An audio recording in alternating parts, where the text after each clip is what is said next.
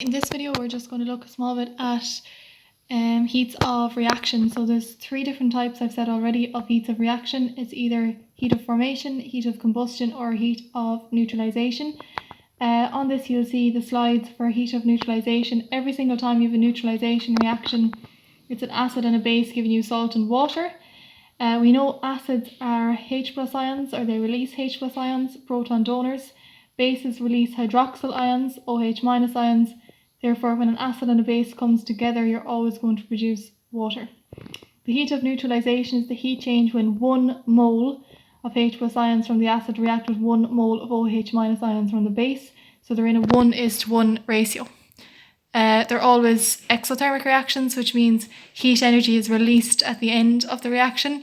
How do we see this? We feel this as by touching the container as the container getting warmer, heat has been released. Sorry for the shaky hand, now it's going to stop. Okay, so here I'm just going to talk you through a little bit of this experiment, which is on page 374 in the book. You've completed it already. It's to determine the heat of reaction of hydrochloric acid with sodium hydroxide. And you actually did this experiment already, okay? So it's 2 cups, 2 polystyrene cups.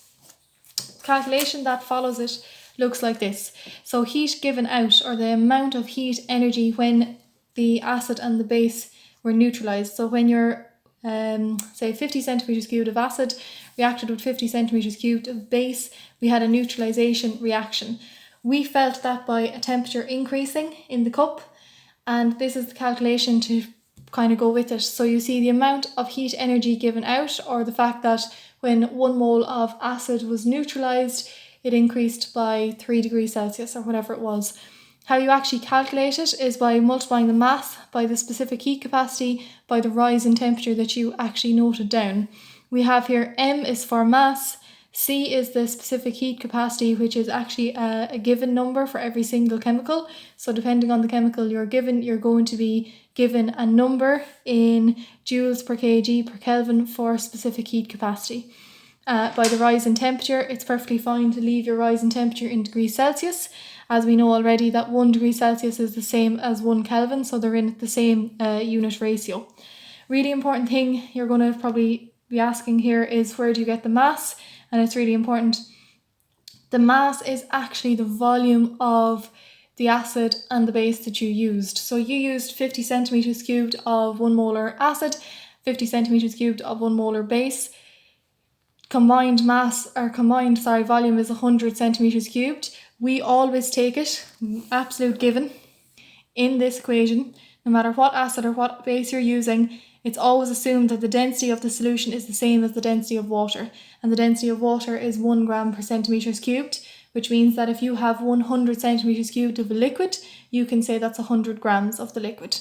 So when I have 50 centimetres cubed of acid and 50 centimetres cubed of base, I add them together in the same polystyrene cup. I now have 100 centimetres cubed of my solution, whatever it may be. So I'm straight away able to convert that into 100 grams.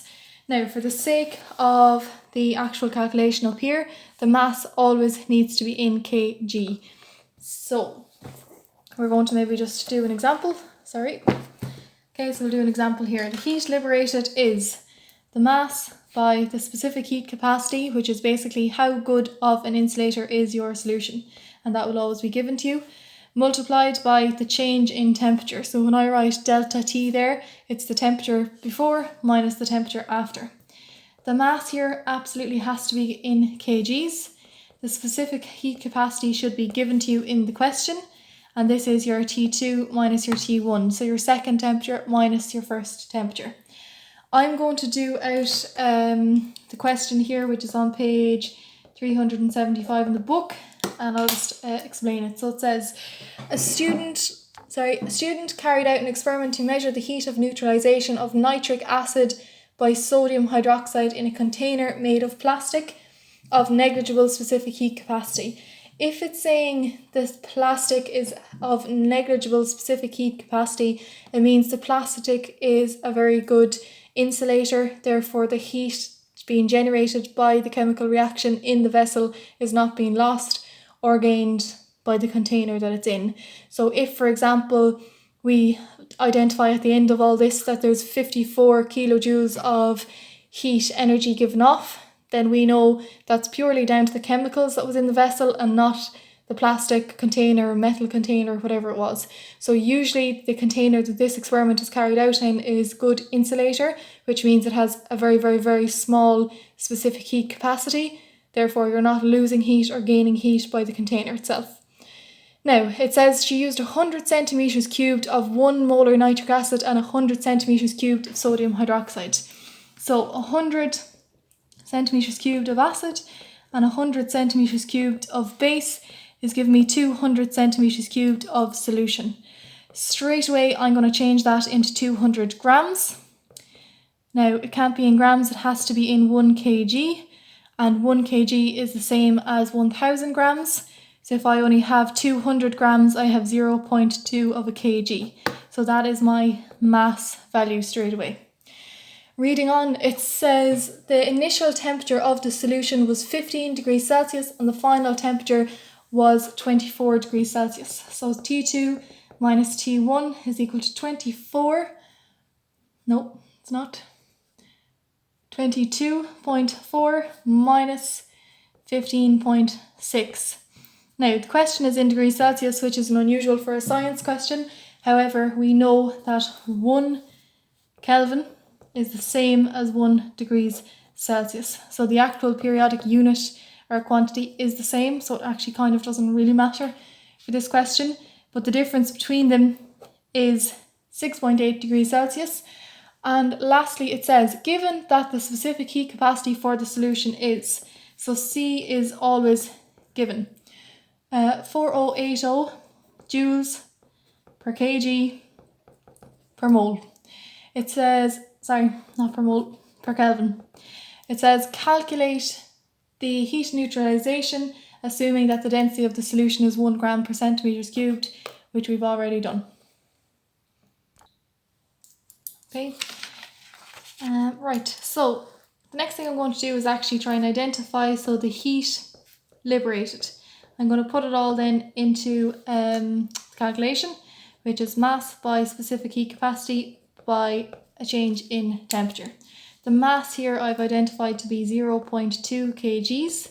Specific heat capacity was given to me as 4080 and the change in temperature was 6.8. So that's it. Pop it into the calculator. You should get a number that looks like this. 5,548.8. Because it's the heat energy liberated, it's in joules. So this is the heat energy liberated for this specific experiment. Now, if I was to go back to my notes, okay, the heat of neutralisation is actually the heat change when 1 mole of hydrogen ions from an acid react with 1 mole of hydroxyl ions from a base, which means that it has to be 1 mole of hydrogen ions from the acid reacting. I don't know at this current moment if I have exactly 1 mole of hydrogen ions reacting. So what I need to do is identify the number of moles of acid that reacted.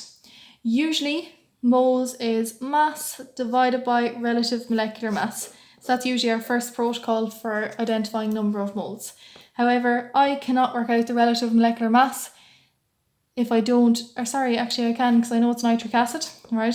So I would be able to get that much. I'd be able to get the relative molecular mass of nitric acid from the periodic table.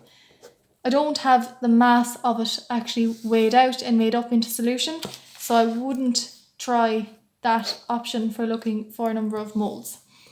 The other way of identifying number of moles is volume multiplied by molarity divided by 1000. So I'm going to try this one. Okay, so the number of moles is equal to the volume of the amount of solution used, which is 1000. The molarity of the solution used was 1 molar, 1 molar acid divided by 1000. Into your calculator and that will come out with a 0.1 moles. So, per definition, heat of neutralisation is the heat energy liberated when exactly 1 mole of acid reacts with 1 mole of base.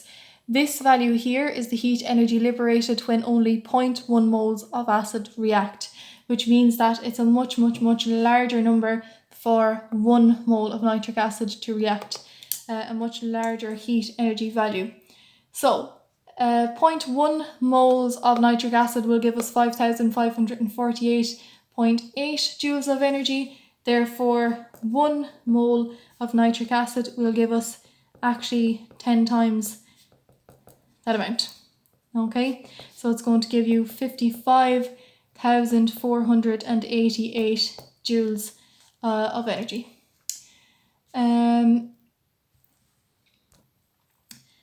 That's it really. One last thing is nitric acid. Okay, so HNO3 is the molecular formula for nitric acid. If it has H plus ions, it's usually an acid. When that dissociates in water, it'll release those H plus ions and you'll be left with NO3 minus.